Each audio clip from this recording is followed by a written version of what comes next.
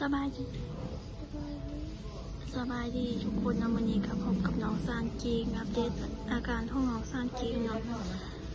ของวันที่14 เดือน 1 2026นี่แหละ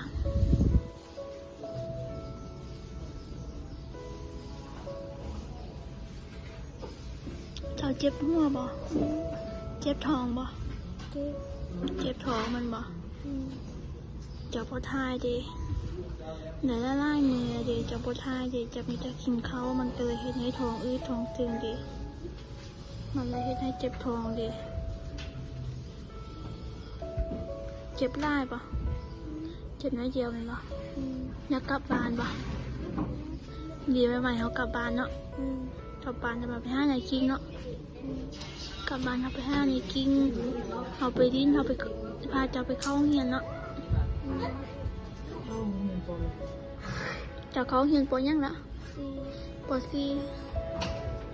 เขาเรียนป.4ละ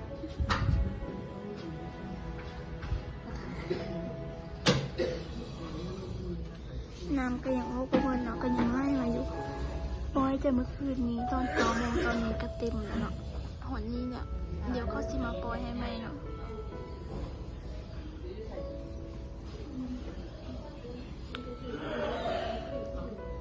เจ้ากินหอนไปเด้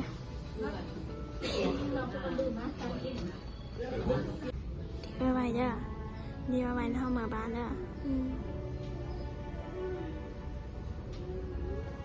เมื่อกี้เข้ามาปอยเนาะเข้ามาปอยน้ำให้น้องมากินก็เลยหยุดพักแป๊บนึง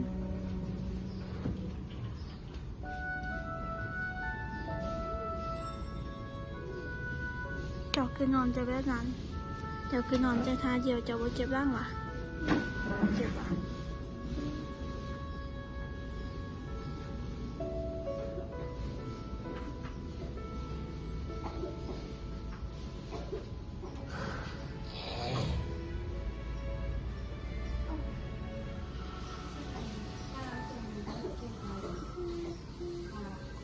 มือนี้ก็สิเป็นมือผ่าตัดให้น้องซานคิงนะเพราะว่าเมื่อคืนนี้เข้าก็ให้อดอาหารตั้งแต่เที่ยงคืนมาเนาะเพิ่นก็ดีขึ้นได้แล้วนำที่ไร่ก็ยังบ่เบิดเนาะแต่ว่าเขานัดผ่าตัดมือนี้เนาะมื้อวานนี้ให้ไปสอกเรือสอกย่างแล้วให้เตรียมอันนี้อันนั้นเดี๋ยวมื้อนี้เขาสิรวมกันแล้วรบกันตอนเช้านี้แต่ใบหมอบจิตแม่นเส้นแล้วเนาะให้เตรียมกันตอนเช้านี้ก็คือมันต้องใส่ค่าใส่จ่ายไล่ให้พวกพี่น้องรวมกันแล้วก็รวมมาเนาะว่าจังใดแต่ว่าอันค่าใช้จ่ายที่แท้จริงอ่ะเขายังบ่ทันได้กำหนดให้เทื่อเนาะว่าเขาว่าบ่ฮู้ว่าต้องใส่อุปกรณ์ยังง่ายก็คือมันเป็นอุปกรณ์นำเข้าก็คือยังบ่ทันได้ประเมินราคาใดก็คือถ้ารวมกันตอนเช้านี้เนาะว่าสิประเมินได้บ่ประเมินได้ก็คือผ่าตัดแล้วคุณจะฮู้ว่าค่าใช้จ่ายเท่าใดแล้วผ่าตัดแล้วก็ให้เตรียมนะเพราะว่าต้องนอนห้อง ICU นอนห้อง ICU ก็อาจสิบ่ฮู้ว่านอนโดนปานใดเนาะไวสุดก็ประมาณ 4-5 มื้อโดนสุดก็10 ปลายมื้อพุ่นล่ะเดี๋ยวให้ทางพี่น้องเตรียมพร้อมเนาะกับความเสี่ยงกับหยังก็ให้ฟังแล้วก็ให้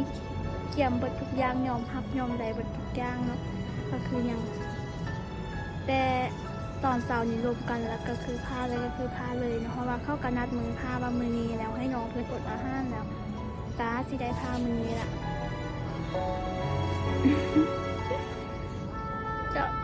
เจ้าคือโพมาไวแท้ดีบ่ดีกะให้มันหูพ้นยอมรับผลลัพธ์เนาะเป็นจังไดกะบ่เป็นหยังก็คือเฮาทำเต็มที่แล้วเป็นจังไดกะยอมรับ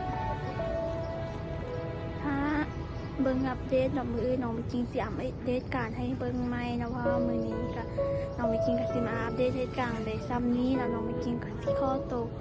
ลาทุกคนไปก่อนเนาะสบายดี